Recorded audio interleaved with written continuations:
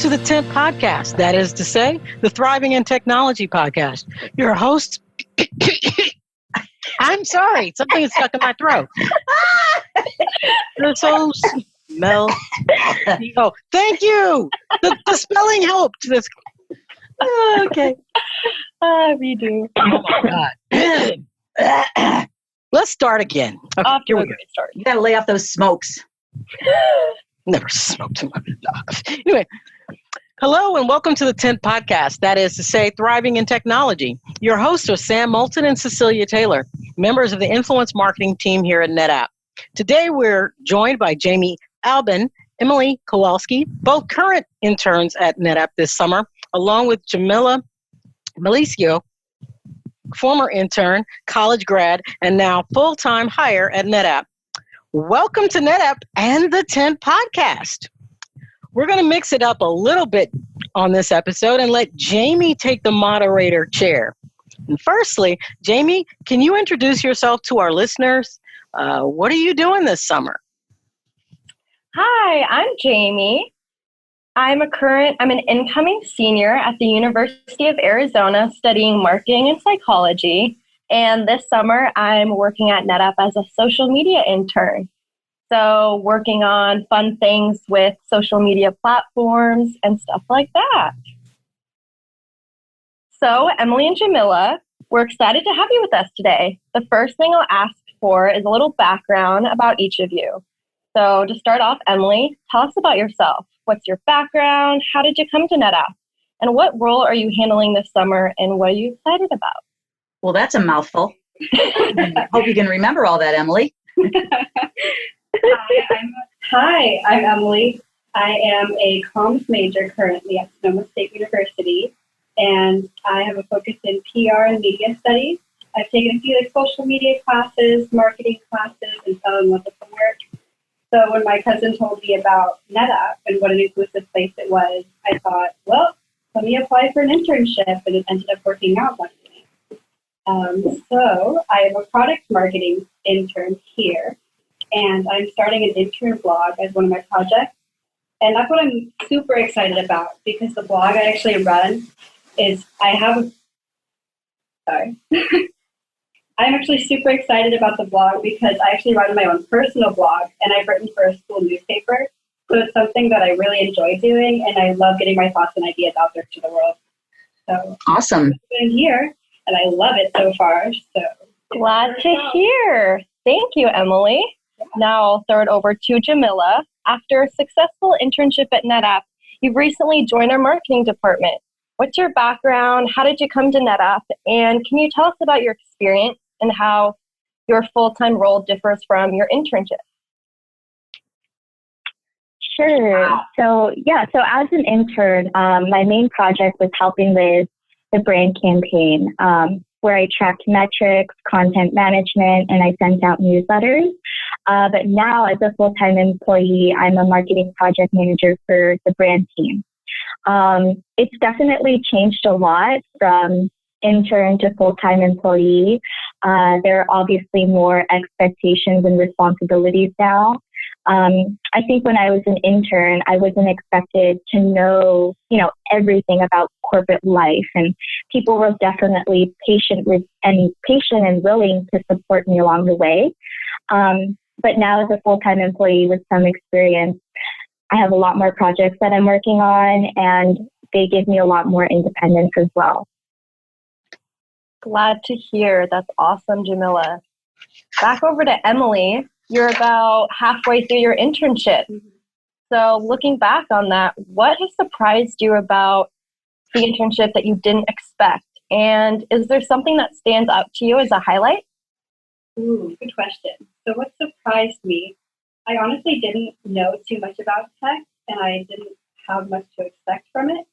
So since I had no prior experience, it's been super interesting getting to know this different world.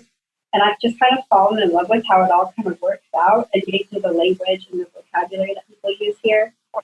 The highlight of this internship, I'd say, would have to be the creation of the blog so far. So it's been amazing working with the brand team and interviewing interns from all over the U.S. So I've actually interviewed I actually interviewed about 20 interns from all over the U.S. offices, and they've all been super nice, and they all love NetApp. So it's really awesome seeing that no matter what office you're at, they all love NetApp. Excellent. Emily, if you could maybe hold up the doo-wop when you're talking, we're having a hard time hearing you. Okay, yeah, I keep hearing feedback too. So you're hearing feedback? Myself talking. Oh, that's annoying. I know. Oof. Is the feedback a problem for everybody, or is it just Emily hearing it? I hear myself. That's just you, I think. I'm good. Okay. All right, continuing on. Based on your response, Emily, what are you looking forward to in your career, and how has this experience helped you in that regard? Well, I love marketing, and I have such a passion for PR, social media, and all of that stuff. So I'd definitely be interested in a job that could incorporate social media. And since this job, it's actually really fortunate that I sit next to the social media team, because I kind of get a little listen onto what they're up to, which is really awesome. And I want to live in the Bay Area in the future, so the tech industry is definitely something that I have to get used to. And this internship has worked out perfectly, and NetApp has really taught me a lot about tech in the industry. Great. I love hearing your passion and drive when you respond to these questions. I'm going to ask you basically the same question, Jamila. What are you looking forward to in your career, and how is what you're doing now going to help you with that? Sure. So I look forward to learning more, challenging myself with new projects, and helping this company reach new heights. This experience has helped with that because as a recent graduate, there can be some fears and learning barriers that I think I went through when you first start your real job after graduation, and it can definitely be nerve-wracking. But this company provides great resources and has a team willing to help university grad hires and interns with getting acclimated. So I definitely look forward to the future and expanding my career with this company. Wait, we've heard from Jamila and we've heard from Emily, but we didn't hear about Jamie. So you're up next, Jamie. What are you? This is your second internship here with NetApp, so you're actually an old pro at this. What are you looking forward to, and how do you think that both of these opportunities have changed your outlook for your career? Awesome. So backtracking a little bit, when I first started working at NetApp, I had an interest in marketing, but I didn't have a clear idea of where I wanted to go and what industry I wanted to look into. And NetApp definitely paved the way for finding my real passion in life, which is social media marketing and just the social and influence team, the way that everyone works within marketing in awesome, NetApp's team. Sure. You guys are incredible to work with, and so many things having to do with the community of NetApp. I've learned so much more about the community and environment in which I work the best and thrive in. So having this experience 2 summers in a row has really enlightened more about myself that I had no idea I would actually have the opportunity to learn about. So it's been really awesome being able to work in 2 different teams within marketing and seeing where I can, where I work the best in. So it's been the best of both worlds. That is great to hear, and we have been happy to have you on the team. You are very helpful, and your enthusiasm is infectious, and you've got the best smile. We just don't have any complaints at all. And you've done a nice job moderating. So, wow. So let me ask all 3 of you, do you have any tips for potential interns who may want to come to NetApp, or even for college students in general who'd like to work for a large company? Who wants to take it? We're all nodding at each other. Okay, Emily. I guess I'll start. Emily, yeah. Go ahead. So I'd say the most important thing is to network. I think everyone needs to take every opportunity they can to get to know different people, whether it's interns, executives, other people that work here. if someone offers to teach you something, you need to let them. Because I remember on my first week, Matt Butter reached out and wanted to teach me about social media. Yo, Matt. Oh my gosh, of course. I love Matt. He's great. He is. And it was just really awesome to get to know something that I'm not particularly doing at my time here at NetApp. So that was really cool. So you should definitely network and take the time to get to know everyone. I see Jamila nodding. So what do you have to share with us, Jamila? What I have to share is be a go-getter. You don't have to wait for people to teach you anything that you want to learn more about. And I think I've learned so much in this role and in this internship. You can pave your own way, and you don't necessarily have to follow, just the guidebook, because you can create your own projects. You can suggest new ways to do things. And you have the internet to learn so much about any business activity that can apply to the company you want to work for. So I would just say be a go-getter. Don't be afraid to try new things and to just suggest new challenges and new activities. Yeah, I'm hearing you say be fearless. That's kind of what came to mind as I heard you answering there.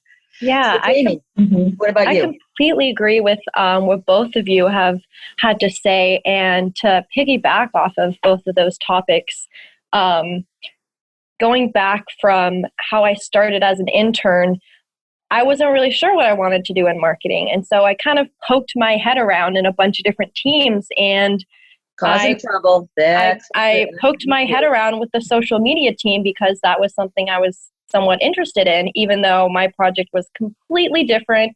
And I said, hey, what can I help with? What can I do? And even though later on I had to focus more on my projects for my team, I got to learn more about social. And so the next summer, when I was given an interview for a social media intern, I got so excited because it was something that I did, just poking my head around, talking to people, learning new ways of how the company works, and networking with different teams makes a huge, huge difference. Jamila really hit it off when she said that you can pave your own path, because if you just sit at your desk and do the job that you're given, there's so much more than that. You can step up and ask questions, network, introduce yourself. Never be afraid that there's someone that is above you or much older than you. Never be afraid, and just talk to them, because you never know where you're going to end up and how successful you can actually be just by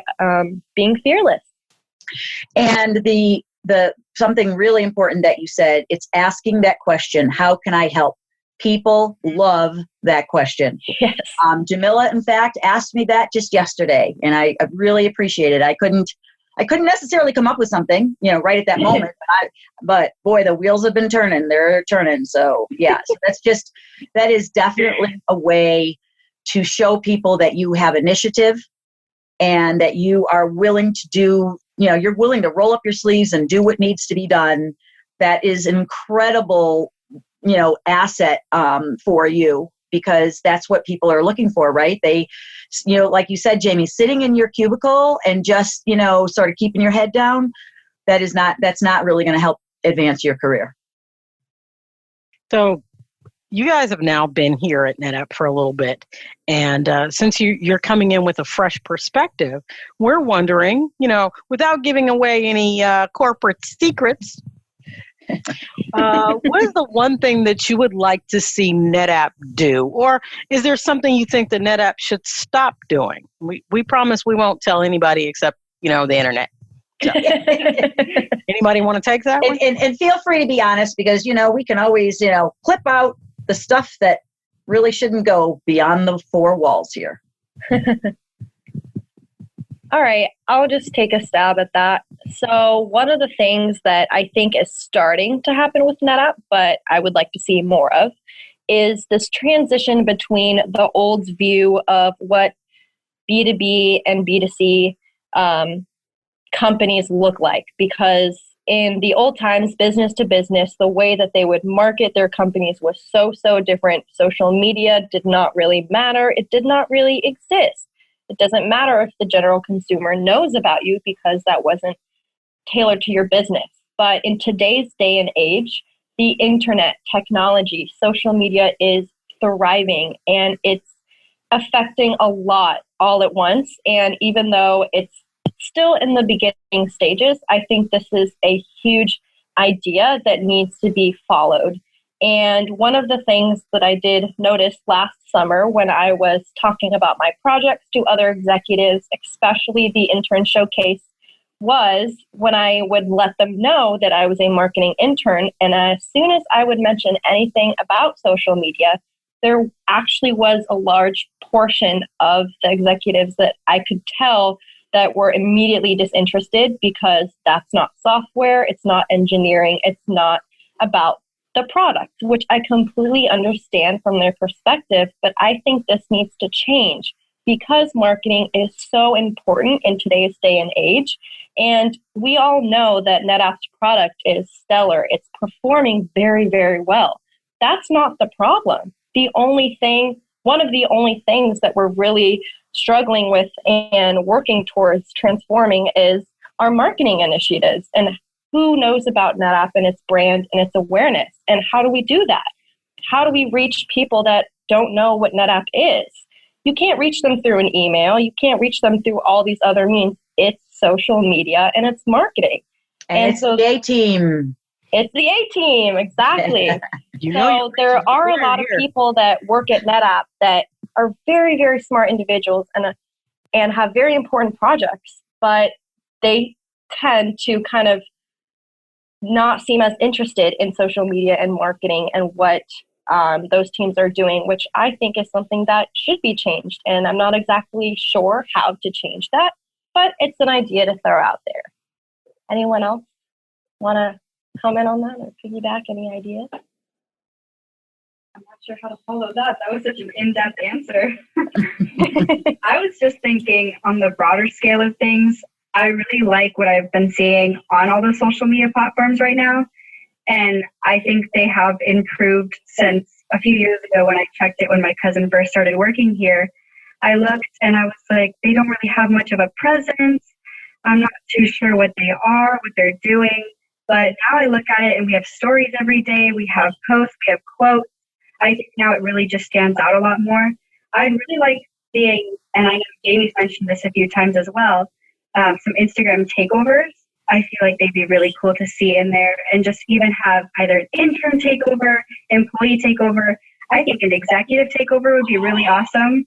Like if we had George run the account for a day, I feel like that'd be really cool. That would be so dope. Even though he's such a busy man, I feel like he can make You would never do it, but let's make it happen. I think we should have a hashtag for that. Get George on the But I think that'd be really cool to see everyone getting involved with the social media platforms. Great idea. Mm-hmm. I'm writing that down. I think that's an awesome idea.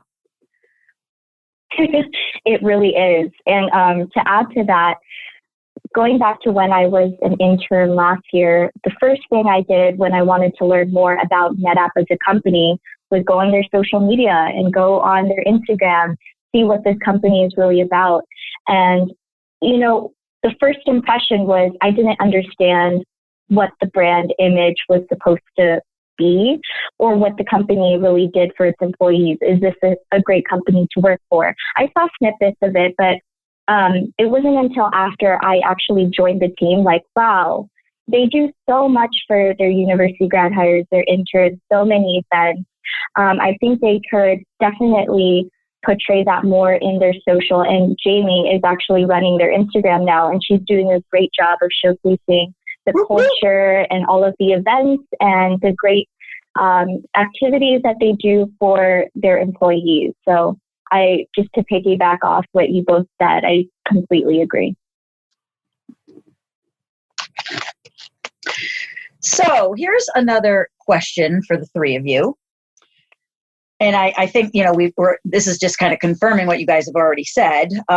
Cecilia and I believe a social media presence is important, especially if you're in marketing. But navigating between your personal versus your professional communications on social platforms can be tricky. I'm going to ask you how you handle it, but I kind of tier the different platforms in terms of whether I'm going to leverage them more for professional communications or personal. So for me, Facebook is very personal. Of course, there's some overlap. I also don't believe in having multiple Twitter accounts. That would just make me nuts. I don't ever say anything in social media or on social media that I am not comfortable having the whole world, including, whoever that might be, my boss, I don't know. Anyway, I don't have, parents to worry about anymore, but you know what I'm saying. So, God, I don't know where I'm going with that, but early on it was, I overdid the professional stuff on Facebook. I had people unfriending me. So that's one of the reasons I switched off and, pretty much only do, personal stuff there. I'm not a huge fan of LinkedIn per se, but for me, that's definitely career, right? That's work. Twitter can be both, right? I mean, I have just, I'm kind of an eccentric, Twitter. So anyway, now that I've kind of, talked a lot more than I meant to, who would like to talk about how they make these distinctions? Who wants to go first? We're pointing at Emily. Dive right in. I actually have separate accounts. So for Twitter, I have my personal account, which I use to tweet either like funny random stuff or I had 7 cups of coffee today. Someone help me, please. Which I've also honestly put on my business Twitter account as well because, I had the coffee at work. So technically it's business. But I think that a business Twitter is super important because you can share a lot about your job and you don't have to spam all the people that don't necessarily need to see everything that you're doing at work. But I like it because you get to share your own projects. And if it's something that I really want more and more people to see, then I'll go ahead and share it on my private account as well. For Instagram, I only have the one account, so I just kind of put it all on there. I have all my internship stuff, all my stuff about my dog, my family, my dog, mostly my dog. Really cute dog, I must say. He's a cutie. There's a lot of food. It's pets and grandchildren on Instagram. Yeah, mm-hmm. Mine's mostly food and dogs. Yeah, we don't have grandchildren yet, but not quite. Yeah, it's probably a little too soon for that. Yeah. And then LinkedIn, I share a bunch of articles, and I want to write more articles on LinkedIn. That's my goal for the end of the summer. To get some of those blog posts on LinkedIn, get some more articles on LinkedIn, stuff that I'm actually writing myself. I feel like that's a lot more interesting to read on LinkedIn than just show you shared a post. No, nice. Good job. Yeah. But yeah, I agree about the Facebook, how it's definitely more private and it's more like sharing pictures so your family or your grandma can see what you're up to. Jamila, thoughts on that? Sure. So for me, I know like the first social media account I had was in middle school, and it was like MySpace. And that was really fun because you could edit, you could add music on there, and it was just, you could change your background, and everyone had it. So I didn't really think about, all of these accounts are going to stay on the internet forever. And so it's basically a digital trail of you representing who you are. And so I'm definitely a lot more conscious now of what I post, because I think in high school, you don't really mind. It's all just for friends. You're not really thinking about the big picture and your career and whether or not, employers are going to see this, right? So now I'm definitely using LinkedIn a lot more on, professionally, and posting about what I'm working on. That's another one of my goals, is creating articles or just posting pictures of all of the great things that we have here at NetApp, because I think I'm a little bit behind on that, but I'm working on it. And on Instagram, that I use mainly for just connecting with friends and a little bit about my work life as well. But I think it's great to have a diverse amount of content on your social media. It's not all just about work, but it's also about who you are and your interests and likes and everything. Yeah, I totally agree with that. I think that Instagram is definitely more personal. And if you ever, what I kind of notice across the board that I do and other people do, if you're ever mentioning anything about, work events, fun intern events, normally you'll take a story, maybe add it to your story highlight, but most people won't really post a picture about their work and put it on their timeline with Instagram. Instagram's super personal.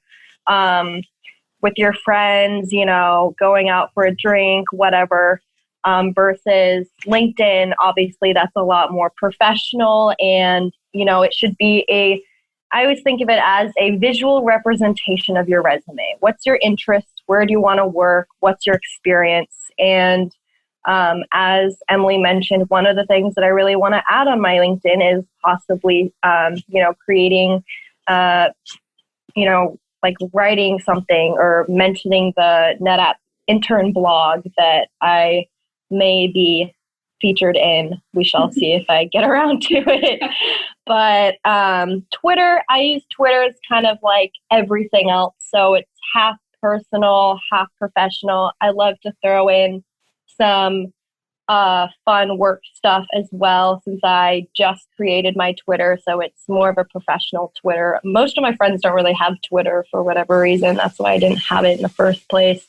But I think it's definitely important for someone that's in marketing to have that presence, at least to have it there. And as long as you're not posting private information, there's a big difference between personal and private. Personal is, what did you have for breakfast? Private is, I don't know, weird private things that you don't want anyone else to know. If it's personal, it's something that's special to you. Private things are things that should not go online anyways. So that's a really good distinction to make when you're thinking about it. If it's personal, it can basically go anywhere. Is not necessarily LinkedIn. That's probably the only one to not really have personal information on. But other than that, yeah, that's how I kind of handle my social media. Oh, and I just don't really use Facebook. I just have it. Well, I think you guys have provided some thoughtful responses there. And some of it is a matter of preference. Some of it is how much time do you have? Mm-hmm. Some of it is, would you go absolutely crazy if you had more than one Twitter account? Well, yeah. Although, I have my own personal account, but I also have the A-Team handle. So I kind of do have two, but, just keeping trying to decide, okay, is this, I don't know. I think just trying to keep up, trying to post enough, because I'm a little bit, I'm slacking a little bit right now. So I've got to try to, pick up on that. But I go through ebbs and flows where I'm, I have more time, and so I'm on there more. And then I go through like what I'm going through right now, and I don't really have as much time. And, it can be a real time sink because I love it. I enjoy it. I could spend hours on Twitter if I had them. So, yeah. Anyway. All right. So I think Cecilia wants to ask you about something a little more personal. So let's switch gears a little bit and ask you, what do you like to do? We've heard about your NetApp life, but what is your life like outside of NetApp? What do you like to do? What gets you going? Don't all speak up. Nobody likes to do anything. What? I have a lot of things I like to do. I have this unhealthy obsession with Yelp and like finding new places to eat, taking pictures of the food and eating the food, like kind of reviewing the place. I love that sounds like fun. Life to find like a new taco truck or something. Oh, it's great. I also have my blog, so I do keep up on that. I try to keep up on that at least bi-weekly. And I sing. I like to sing a lot. You sing? Yeah. Can you do a little demo for us? I'm kidding. Kidding. I mean, so do you sing professionally? Like, do you have? I've been singing for 15 years. So it's just kind of, I grew up singing, dancing, acting, all that good stuff. Dancing is not my forte, for sure. But we would not have known this. We would not have known this about you. This is wonderful. Yeah. I didn't even know that. Every day. Karaoke next time I'm out. Woo! Oh, yeah, I'm down. Woo, That would woo. be so One of my much fun. favorites. Cecilia loves it too. Ooh, I will be in the back. Fly out here and let's get it going. I'm a very what's the word? Extrovert. I'm a very talkative No, person. sir. No. As you can see, I never stop talking. So in my spare time, I try to find more things to do. I love hanging out with friends, the interns, family. But when there's absolutely no one to hang out with, then I turn to social media and music. I love, love, love music. Just listening to it really calms me down and kind of revives me. That, and yeah, I can definitely spend hours on social media if I have them. So that's where I spend my free time for sure. How about you, Jamila? One of my passions is travel. Recently, I went to Hawaii and came back from Las Vegas a couple days ago for my birthday celebration. And I'm currently, Did you say birthday? Yes. Oh, birthday is tomorrow. Birthday.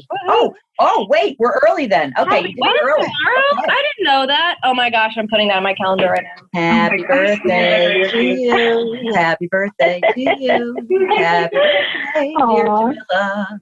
Happy birthday. Oh, cute. All righty. Yeah. Thank you. Yeah. So I'm planning a trip to Italy next year as well. And thumbs up on that. Yeah, for sure. One of my other obsessions with social media is Pinterest.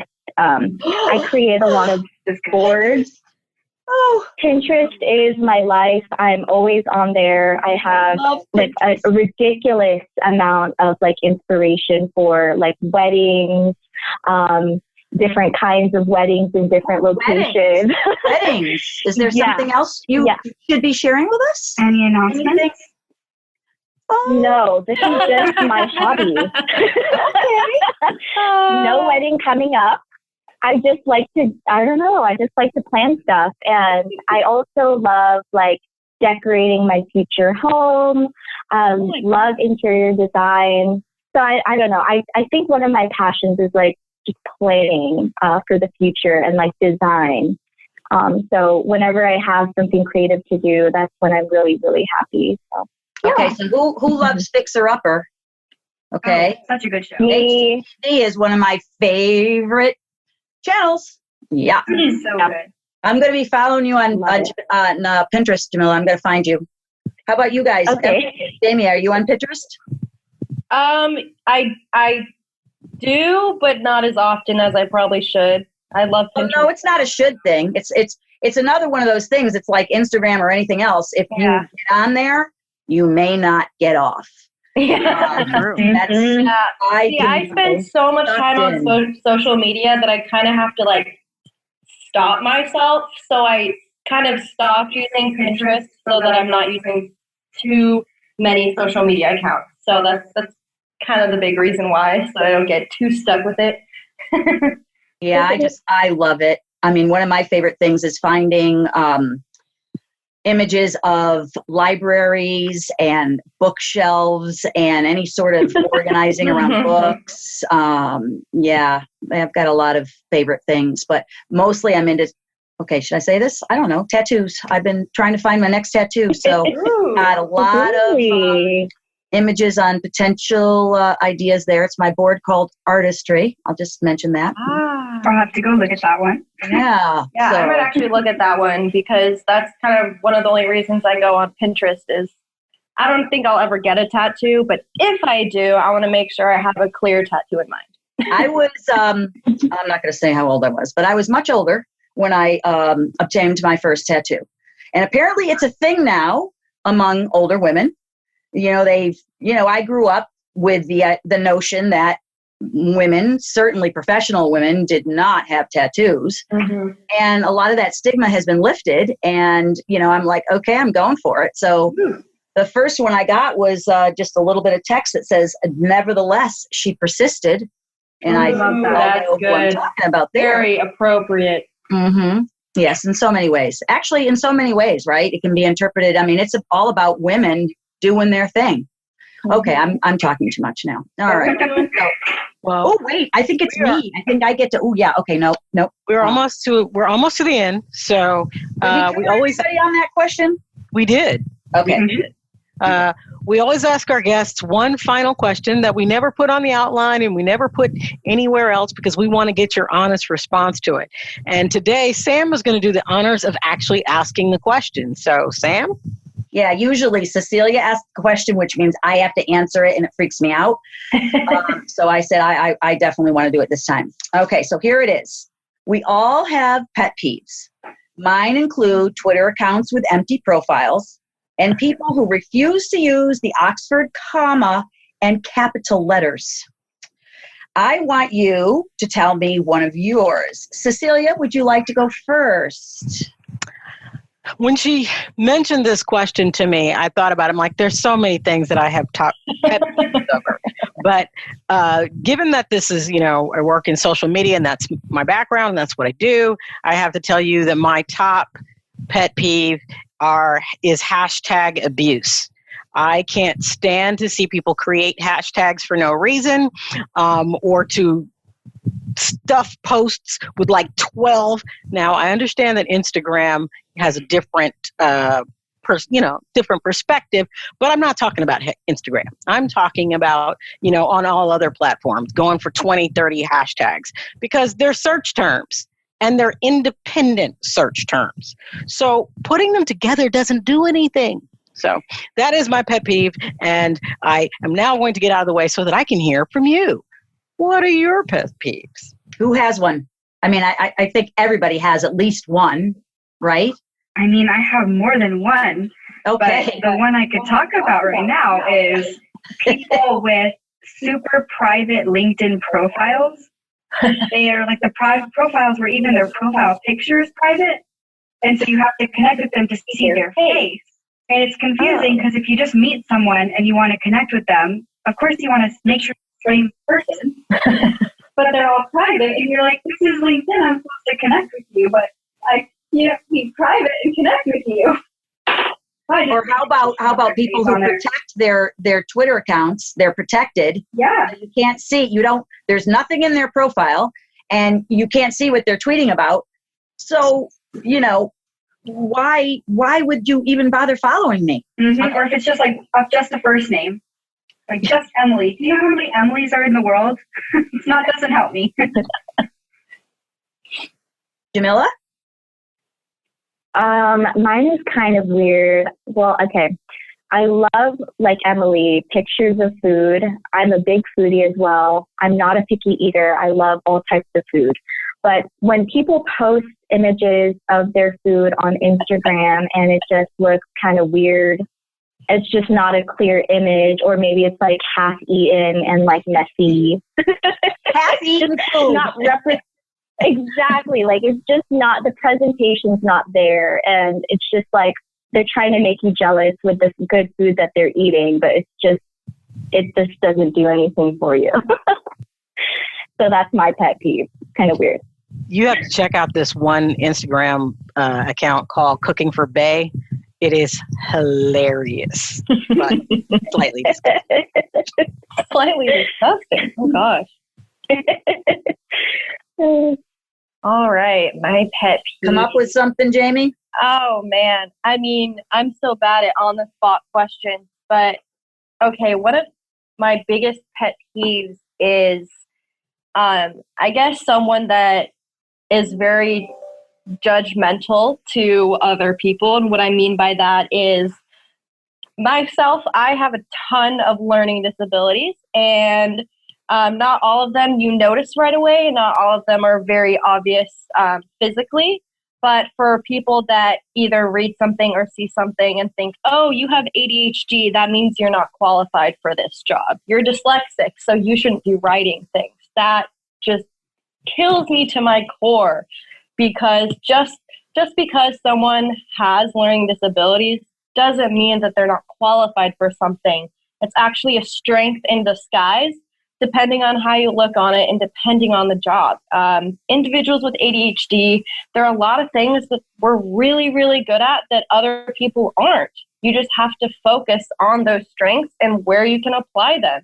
We're great multitaskers, where some people struggle with. But paying attention and sitting down for 6 hours, obviously we're not so good at. So, try not to be as judgmental to people that have disabilities of any sort, whether it's a learning disability or physical, just giving those individuals a second chance to really prove their passion and give them the chance to see if they can blow your socks off. So I guess that's my pet peeve. Well, I think you covered a lot of very important stuff there. And I agree that people who have not been educated about these different conditions, I don't even want to call them handicaps. I don't think of them that way. But there's a lot of snap judgments that are made. So I think it's commendable of you to go ahead and stick up for people who have similar conditions. And, frankly, I think people in the technology field are probably more predisposed to some of these things than in others. And let me just say that, Jamie, you are in good company. Thank you. Thank you, Jamie, for co-hosting today's episode. And thank you, Emily, for joining us. And thank you, Jamila, for being able to be with us today. We really appreciate you taking the time out of your schedule to be with us. To our listeners out there, we know you have a bunch of podcasts you could be listening to, so we appreciate the time you took out to listen to us. We hope you'll add our little program to your queue of must-listen podcasts. And we'd love to hear your feedback. What works? What doesn't work? Let us know. Drop us a line at ng-tentpodcast@netapp.com with your comments and your questions. Thank you again for listening. Until next time. Thanks.